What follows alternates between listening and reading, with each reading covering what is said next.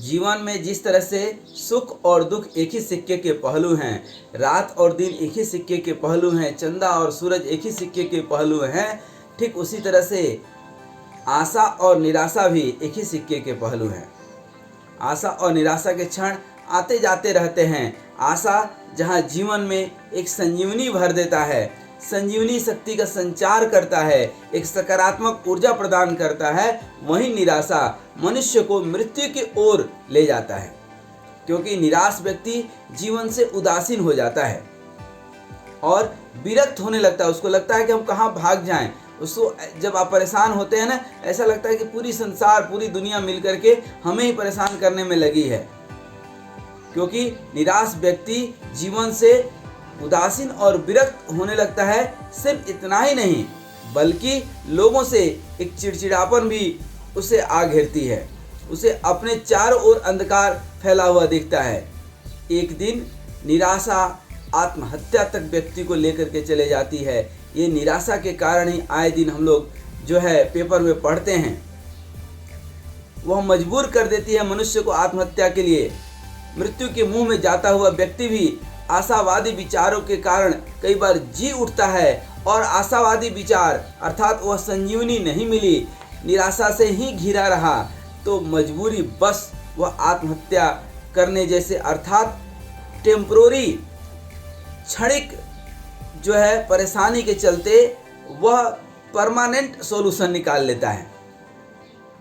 अर्थात कहने का मतलब है निराशा की बीमारी से बचना इंसान को आवश्यक है। और आज 10 मिनट हम लोग इसी पर बात करेंगे, अन्यथा यह निराशा तन और मन दोनों को ही नष्ट कर देगी।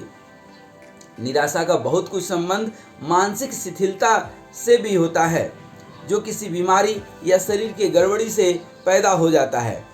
कभी कोई अप्रत्यक्ष रूप से भी शरीर की आंतरिक स्थिति में परिवर्तन होते रहता है और उनका प्रभाव मानसिक स्थिति पर भी पड़ता है। शरीर की छोटी छोटी सी गड़बड़ी का प्रभाव मन पर पड़ता है, और कहें तो शरीर की बहुत सारी बीमारी मानसिक होती है। किसी बीमारी के बाद भी अक्सर हमें निराशा की भावना आ सकती है। कभी कभी तो कब्ज, गंदी वायु, विश्राम का अभाव, इतना दौड़ भाग जो है जीवन में अकारण निराशा, उदासीनता पैदा कर जाती है। इन सभी बातों से जो है जिन्हें सरलता से एक जो है जीवन में सामान्य ज्ञान उनको है कि जीवन का हिस्सा है, these are the part of life, तो वह तो इससे संघर्ष कर लेते हैं, अपने स्वास्थ्य के सुधार पर भी ध्यान देते हैं, व्यवस्थित संतुलित जीवन जीते हैं, प्राकृतिक पदार्थों का अवलंबन लेकर निराशा से नहीं घिरते हैं, दुखों से सामना करते हैं। स्वास्थ्य ठीक होते ही मन भी ठीक हो जाता है, फिर उस पर जो है निषेधात्मक प्रभाव भी नहीं पड़ते हैं। लेकिन यह हर आदमी के जीवन में नहीं होता है। कई बार निराशा का संबंध मनुष्य की अनुभूतियों से उत्पन्न प्रतिक्रिया या अंतर्मन में छिपा हुआ असंतोष, अशांति आदि भी होते हैं। कईयों की मानसिक स्थिति बड़ी जटिल होती है, समझ में नहीं आती है कि उसके दिमाग में कौन सी प्रोग्रामिंग चल रही है। तो कुछ बातों को ध्यान में रख करके निराशा से बचा जा सकता है। सिर्फ बचा ही नहीं जा सकता है, पूरी तरह से सर्वथा उसे दूर किया जा सकता है। हमारे निराशा का बहुत कुछ कारण होता है। यथार्थ को कई बार स्वीकार न करना, हम स्वीकार ही नहीं कर पाते हैं। डायबिटीज हो गया, अब हम कभी चीनी खाए नहीं, तो हम उसी के पीछे पड़ जाते हैं कि ऐसे हमने क्या गलती करी कि हमें ये परेशानी हो गया, या कोई कहीं सामूहिक अपमान कर दिया, तो हम सोच सोच करके अपने आप को डिप्रेशन में ला बैठाते हैं। अपनी कल्पना मनोभावों की दुनिया में जीवन जीने लगते हैं। यह ठीक है कि मनुष्य की कुछ अपनी भावनाएं, कल्पनाएं होती हैं, किंतु सारा संसार वैसा ही बन जाएगा यह संभव नहीं होता। हाँ, अपनी अलग बात है, किंतु दूसरे भी वैसा ही करने लगे, वैसे ही बन जाएं, यह कठिन है। यह ठीक इसी तरह से है जैसे कोई व्यक्ति चाहे कि रात हो ही नहीं, केवल दिन ही दिन हो, जीवन में हमेशा सुख ही सुख रहे, बरसात नहीं हो, हमेशा जो है खुला दुनिया रहे। संसार परिवर्तनशील है। ये विभिन्नतापूर्ण संसार जो है चीज़ें देखने मिलती है। अपने मत से भिन्न व्यक्ति का भी कई बार संपर्क होता है जहाँ विचार नहीं मिलता है। धरती पर मतिर मतिर भिन्ने अनेक अनेक जो है तरह के लोग पाए जाते हैं जिनसे आपके विचार नहीं मिलते हैं। ये भी एक कारण है। कई बार हम जीवन में घटने वाली स्वाभाविक घटनाएं, चाहे बचपन से जवानी हो, जवानी से बुढ़ापा हो, किसी का मृत्यु हो, संयोग वियोग हो, प्रेम प्रसंग हो, लाभ हानि हो, ये सब क्षण देखने मिलते हैं। वस्तुतः जीवन जब जैसा हो उसी रूप में स्वीकार करते चलें तो जीवन आप जो है सुखी पूर्वक जी सकते हैं। जीवन जैसा है ठीक वैसा ही स्वीकार करें तो मज़ा आएगा। यथार्थ का सामना करके ही आप जीवन पथ पर चल सकते हैं। ऐसा हो नहीं सकता कि जीवन रहे और मनुष्य को विपरीत परिस्थिति का सामना न करने पड़े। यदि आप जीवन में आई विरोधी परिस्थितियों से हार बैठे हैं, अपनी भावनाओं के प्रतिकूल घटनाओं से ठोकर खा चुके हैं और फिर जीवन की उज्जवल संभावनाओं से निराश हो बैठे हैं, तो उद्धार का एक ही मार्ग है, उठिए और जीवन पथ पर अग्रसर होइए। क्योंकि महापुरुषों की आप जीवनी पढ़िए, उन्हें भी अनेकानेक संघर्ष करने पड़े। क्या राम को संघर्ष नहीं करना पड़ा? 14 वर्ष वनवास नहीं रहना पड़ा? क्या गलती थी उनकी? भीष्म पितामह की क्या गलती थी? कर्ण की क्या गलती थी? वो तो अच्छा ही काम कर रहा था अपने समझ से। क्या कृष्ण तो भगवान ही थे? क्या उनको जीवन में कष्ट नहीं हुआ? ये शायद महापुरुष इस धरती पर आते ही हैं हमको और आपको प्रेरणा देने के लिए। इसलिए उठिए और जीवन पथ की कठोरताओं को स्वीकार करके आगे बढ़िए। जो होगा देखा जाएगा, इस भाव से आप आगे बढ़िए। निराशा को अपने ऊपर हावी मत होने दीजिए। याद रखिए, गिरे हुए मकान से कोई भी ईंट खींच लेता है, लेकिन मजबूत मकान में कोई हाथ नहीं लगाता है। जब आप गिर जाएंगे, निराश हो जाएंगे, अपने आप को कमज़ोर कर लेंगे, तो कोई भी आपके ऊपर दबाव बना देगा। जब आप मजबूत रहेंगे, सबल के सब साथी, जब आप मजबूत रहेंगे, सब आपको साथ देंगे। जीना है तो यथार्थ को अपनाना ही पड़ेगा, मंजिल की ओर आगे बढ़ना पड़ेगा, और कोई दूसरा मार्ग है नहीं जो बिना इसके मंजिल तक पहुंचा दे। कई बार अप्रिय बातों को अक्सर हम रोक नहीं सकते हैं, लोग सुनाते ही हैं। कहते हैं ना, जिसको सुनना और सहना आ गया उसको इस जहां में रहना आ गया। कई बार व्यक्ति अपनी बीती हुई जीवन के गलतियों को अपमान, हानि, पीड़ा का चिंतन करके निराश हो जाते हैं, और कई तो भविष्य के खतरों की कल्पना करके अवसादग्रस्त हो जाते हैं। मेरे साथ भी एक बार हुआ था, एक छोटी सी कोर्ट केस आ गया था। मैं मानसिक रूप से इतना परेशान हो गया कि मैं बता नहीं सकता हूँ। कई महीनों तक, कई सालों तक मैं परेशान रहा। फिर मैंने देखा कि कोई इसका समाधान मेरे पास नहीं है। हमने ऊपर वाले के ऊपर उसको छोड़ दिया, फिर मैं खुश रहने लगा। तो ये दोनों ही स्थितियाँ मानसिक अस्वस्थता के प्रतीक हैं। जो बातें हो चुकी है, जो घटनाएं बीत गई, वो बात गई। गड़े मुर्दे को क्यों उखाड़ना, क्यों उसका स्मरण करना? उतनी ही बड़ी भूल है कि कोई रास्ता नहीं है। इसी तरह भविष्य की भयावह तस्वीर कि पता नहीं क्या होगा, अगर ये हो गया तो, मगर वो हो गया तो, काश ये मैं कर लेता तो। अरे भाई, अगर को अगरबत्ती बना करके जला दीजिए, मगर को पानी में छोड़ाइए और काश को आकाश में भेज दीजिए। ऐसी कोल कल्पनाएं जो आपको दुखित करती हैं, और तो और कई बार बिना मतलब के ख्वाब व्यक्ति देखता है, उस ख्वाब को हकीकत में उतारने लगता है। प्रेम प्रसंग में भी ऐसा कई बार होता है कि सिनेमा कोई देख कर के आया, बड़े बड़े ख्वाब देख लिया, वो प्रेम प्रसंग प्रेमी को खोजने लगता है या लगती है, और सामने वाला मिलता नहीं। प्रेम करने के लिए एक ही व्यक्ति है। प्रेम करो, खूब करो, मगर किससे? स्वयं से करो, खुदा से करो, खुद से करो, स्वयं से करो, स्वयंभू से करो, कृष्ण से करो, कन्हैया से करो। वो प्रेम करने के लायक है। ये संसार दीवाना प्रेम क्या जाने? प्रेमी क्या दीवाना, जो प्रेम गली आए नहीं, वो प्रेम निभाना क्या जाने? तो प्रेम के प्रतीक तो कन्हैया हैं, उनसे प्रेम करो। संसार से कभी प्रेम मत कीजिएगा, नहीं तो दिल टूट जाएगा, और ये भी एक निराशा का बहुत बड़ा कारण है। कई बार भविष्य की कल्पनाएं आपको परेशान करती है। क्यों कल्पना करना? आगे क्या होगा यह किसने देखा है? यह तो भविष्य बताएगा ना। किंतु आप निराश आज हो रहे हैं, तो निराशा से दूर रहने और जीवन को सरस आशावादी बनाए रखने का यह मार्ग है कि भविष्य के प्रति सकारात्मक और उज्जवल संभावनाओं का विचार कीजिए। प्रसन्नता और सुख के जो क्षण आवे उसका पूरा का पूरा सदुपयोग कीजिए। कहीं हंसी खुशी का मौका आए, खुल करके दिल खुल करके जो है पूरा दिल खोल करके हंसिए। आजकल लोगों के चेहरे से तो हंसी मुस्कुराहट ही गायब हो गई है। हंसने के लिए भी लाफ्टर चैलेंज लगाना पड़ता है। कोई बात नहीं, आप लगा लीजिए, ठीक ना। आप जब निराश होते हैं तो अश्लील किताबों को पढ़ना बंद कीजिए, अश्लील सिनेमाओं को, नकारात्मक सिनेमा को, नकारात्मक कहानी को पढ़ना बंद कीजिए। यह नहीं हो सकता कि किसी व्यक्ति के जीवन में केवल परेशानी ही आए, अंधेरा ही आए।